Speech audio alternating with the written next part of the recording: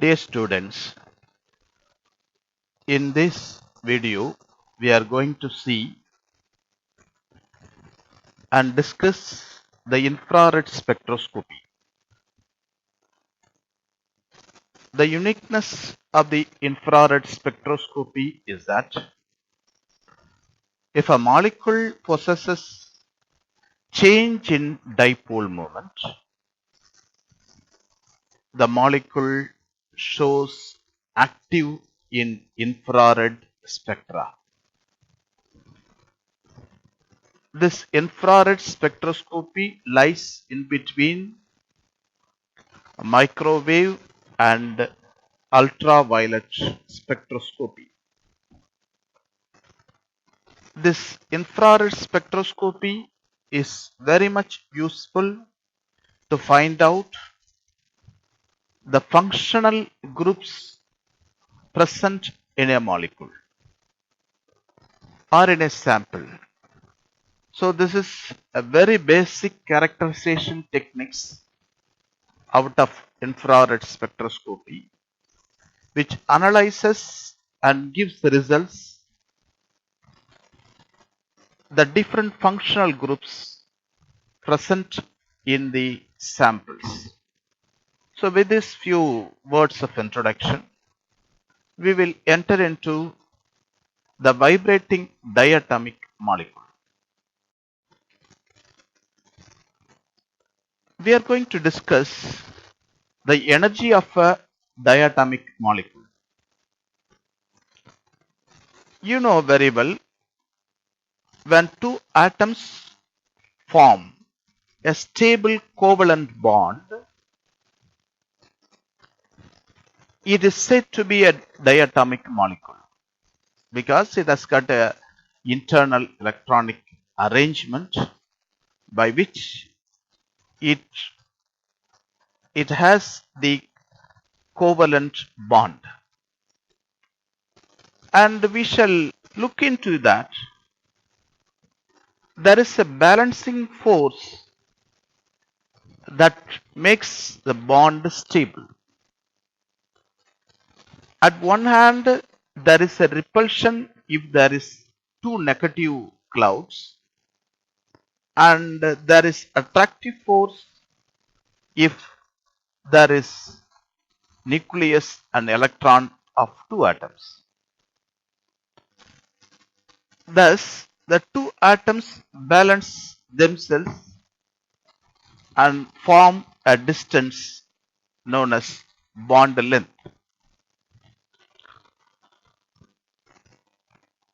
By squeezing the atoms, the two atoms that are bound by the covalent bond, if we were to squeeze this closely, it causes a repulsive force, thus pulling the attractive force rises. Just look at the picture here. At the lowest level, we have a very small amount of squeezing,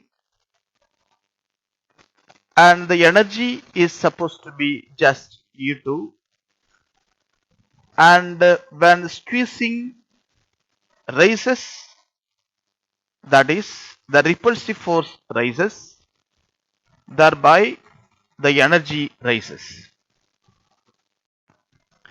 Any attempt to change the bond length requires an input energy.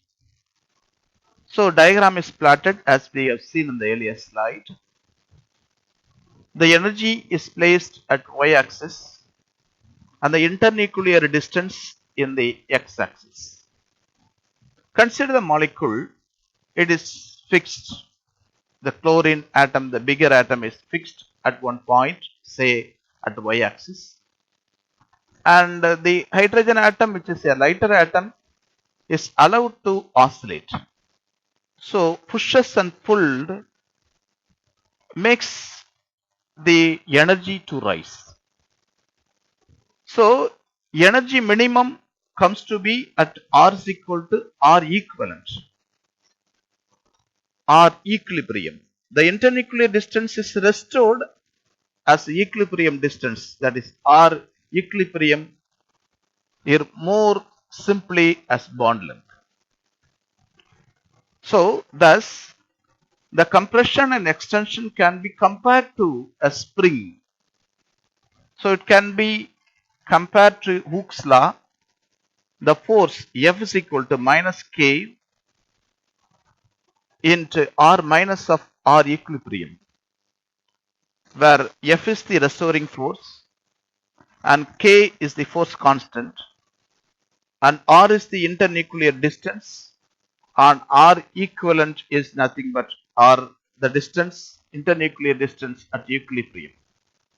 So this force, the restoring force, is equal to the force applied. So the energy of this oscillating particle or oscillating molecule could be E is equal to half K R minus of R equilibrium whole square.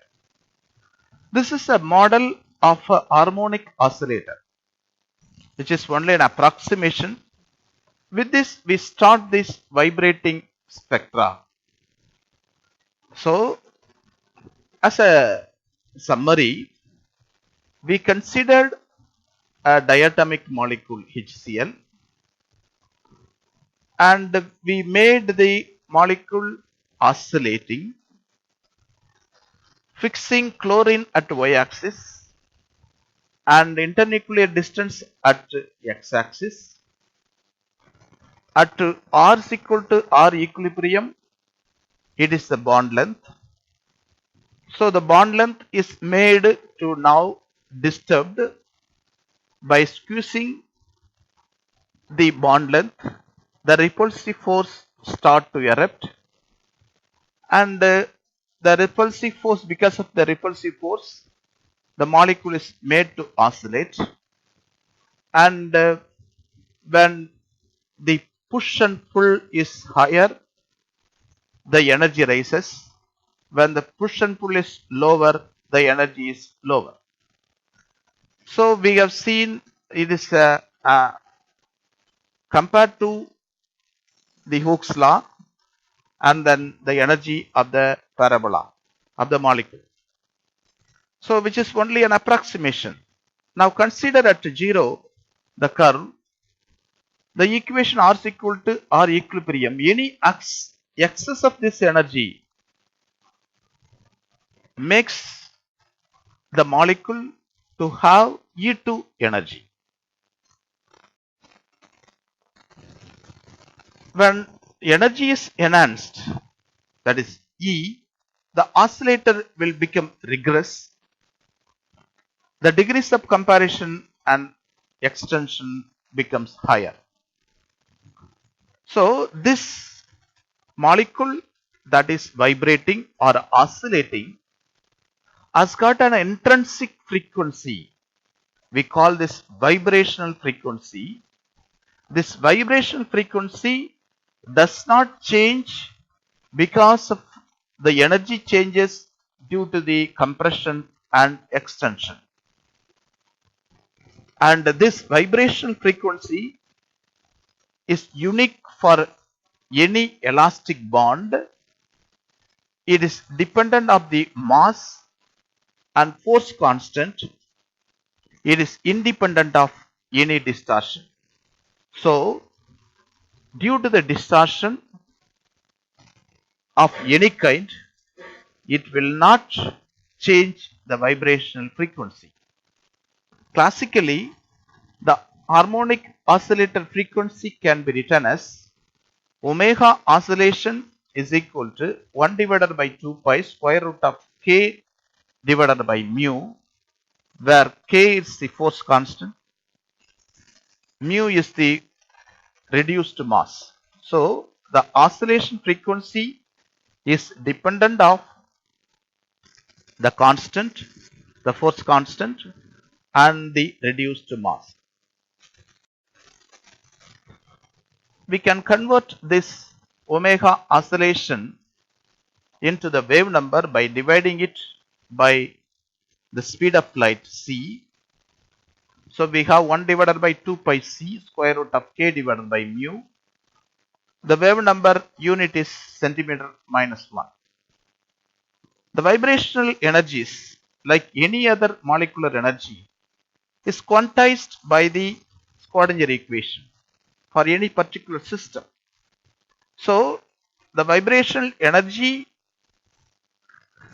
solution given by the Schrodinger equation can be E of the vibrational number mu is equal to mu plus 1 by 2 h into omega oscillation, where mu is the vibrational quantum number, and when we divide this by hc, it becomes the wave number. It becomes the wave number, and the wave number can be written the equation omega E is equal to 1 divided by h omega oscillation. So in terms of joule, here we can find out the 0 point energy by just putting mu is equal to 0, that is where it is the first energy level, and when mu is equal to 0, you have E is equal to 1 divided by 2 h into omega oscillation joule. And in terms of the wave number, it is 1 divided by mu into omega oscillation centimeter minus 1. It implies that it is the 0 point energy of any molecule. It clearly shows that any vibrating molecule will not be in a rest position relative to each one. So the molecule at any cost will not be at rest position, and it will have some energy. That energy E0 is equal to 1 divided by 2 h into omega oscillation joule. Just look into the picture here. When you put omega, the energy levels E mu is equal to 0, 1, 2, 3 in such a way, in each energy level we have the energy change.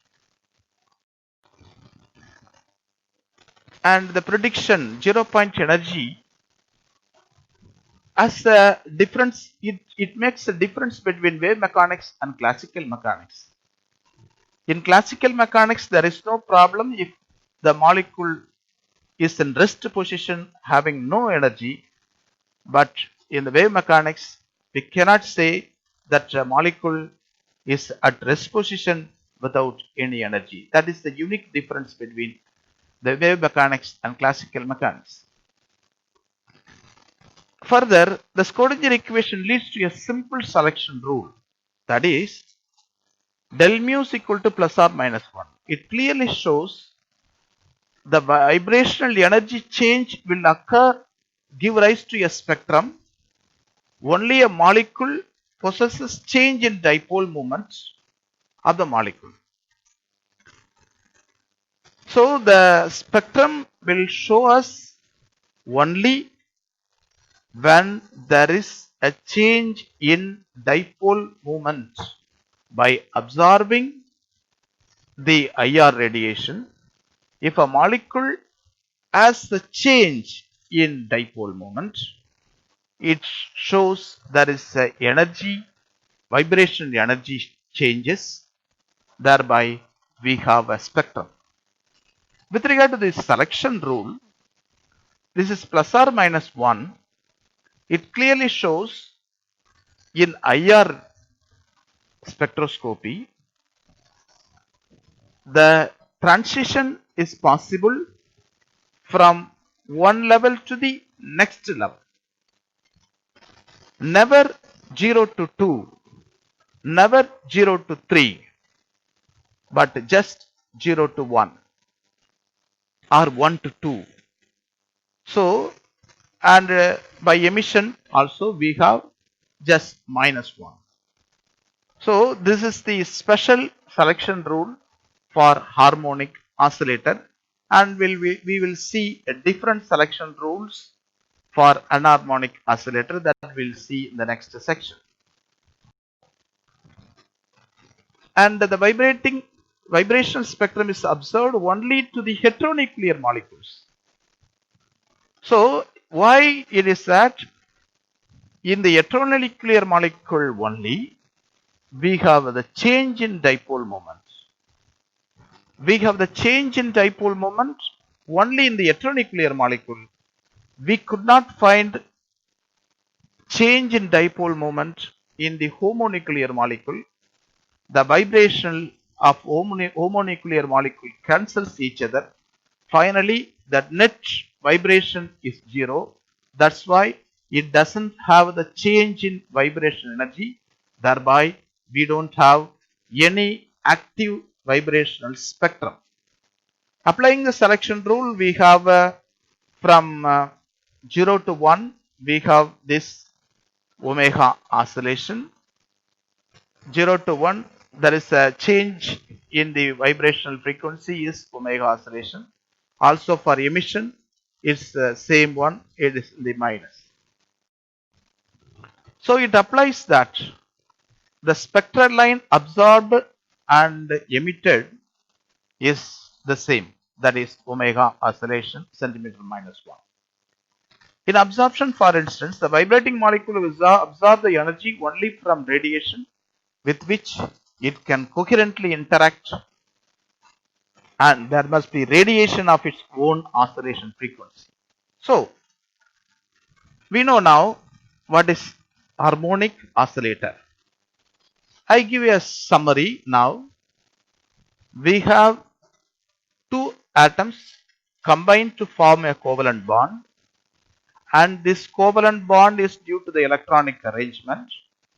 The covalent bond, the stable structure or stable line is disturbed by the external input energy. When we give the input energy, it starts to oscillate. When the push and pull raises, the energy changes. Due to the energy changes, the vibrational frequency does not change, and because the each bond length has got its own unique vibrational frequency. The vibrational frequency we know is omega oscillation 1 divided by 2 pi square root of k divided by mu. The vibration frequency is dependent of mu and the force constant. The vibrational frequency is independent of any distortion. So when you apply the Schrodinger equation, we have the solution E is equal to mu plus 1 by 2 into h into omega oscillation. When you put the quantum number mu is equal to 0, you have the 0 point energy. That is the 0 point energy is the vibration oscillation, and that vibrational oscillation frequency of any diatomic molecule will not be at rest position. It is a unique difference between the classical mechanics and the wave mechanics. So we had the final conclusion that the vibrational change will occur only when there is change in dipole moment. All the heteronuclear molecules will have change in dipole moment, thereby we have IR spectra. With this, we will launch into the next anharmonic oscillator in the next session. Thank you.